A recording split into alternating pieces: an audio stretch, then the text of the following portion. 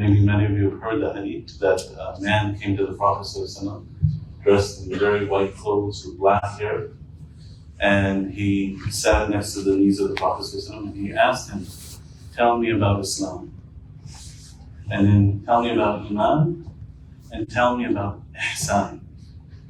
So here in this hadith, the ulama have said that Islam, when in this context, there's the outward things that we practice. The shahada, the salah, the zakat, the hajj, the fasting.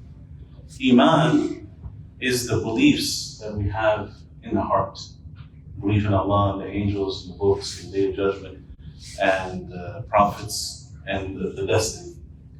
And then Ihsan, the Prophet ﷺ, he told us, Ihsan is to worship Allah as if you see Him.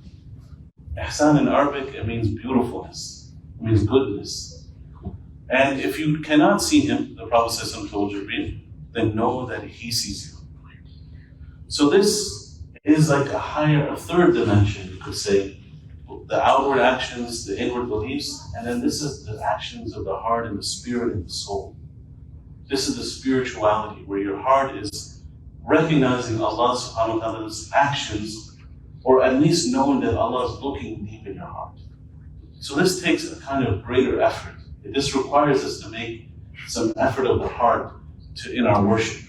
That when we're worshiping Allah, we're not just making the outward motions, but our heart is cognizant of Allah's looking upon our hearts. So here Ibn al-Qayyim rahimahullah, he makes a very beautiful commentary about the Sajdah. Last week we spoke about the Sajdah and how it's like the whole Salah is building up to the Sajdah when we're closest to Allah. All the 7 limbs are prostrating to Allah subhanahu wa ta'ala. And then after we make our first Sajdah, we sit up. And this sitting is not just a silent sitting. The Prophet ﷺ has a sunnah here, where he used to ask for the good of the dunya and the akhirah. Like a beggar who's standing before some king, sitting with it in a humble way. He used to say, Allahumma ghfirli, warhamni, wa'afini, warzuqni wajburi. Oh Allah, forgive me, and have mercy on me, and give me well-being, and make me strong, wajburni, warzuqni, and give me rizq. So he asked in that sitting so many things, 5 things he asked for during that sitting. So we should use that moment to ask from Allah. And then we go for sajdah again. And here Ibn al-Qayyim rahimahullah, he goes into some description. Why do we repeat certain dhikrs, some adhkar? We say Subhana Rabbiyal A'la 3 times or more. Why do we make sajdah twice? And he gave some very beautiful things. He said, number 1, when we repeat the sajdah, it's showing gratitude that we made the first sajdah. So Allah, because you helped me make one sajdah, I'm making another sajdah. Number 2, he said that the heart requires food and the soul requires food. When you eat, do you just eat one morsel? You eat maybe one morsel, just make you just whet your appetite. Then you eat more until you find satisfaction. So the more we do repeat on our sajdas and our adhkar in the salah, it's cumulative, it builds up, it satisfies that hunger of the soul for being close to Allah, having His nearness, to fulfill that remembrance of Allah. And he said also by repeating the dhikr, it increases the magnification of Allah in our minds.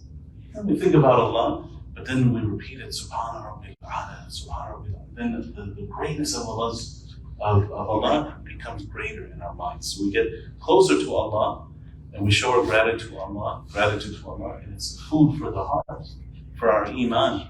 Iman is cumulative. The more we do dhikr, the more we do worship, the more sajdas we make, the more it raises us in closeness to Allah subhanahu wa ta'ala. So all of these things, when we repeat our ibadat, it makes us closer and it builds up the benefit of those ibadat.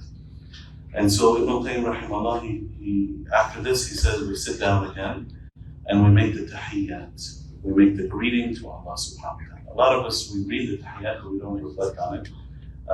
Inshallah ta'ala, next week we'll talk about what is the meaning of tahiyyatu lillah, wa-salawat, wa-tayyibat. It's a way of greeting Allah. We can't say salam alaykum to Allah because Allah is the salam, but we say tahiyyatu lillah. So inshallah next week we'll talk more about the tahiyyat, inshallah. May Allah accept from all of you. Jazakumullah khairan. Subhanakallah wa bihamdika. Ashhadu an la ilaha illa anta, astaghfiruka wa atubu ilayk.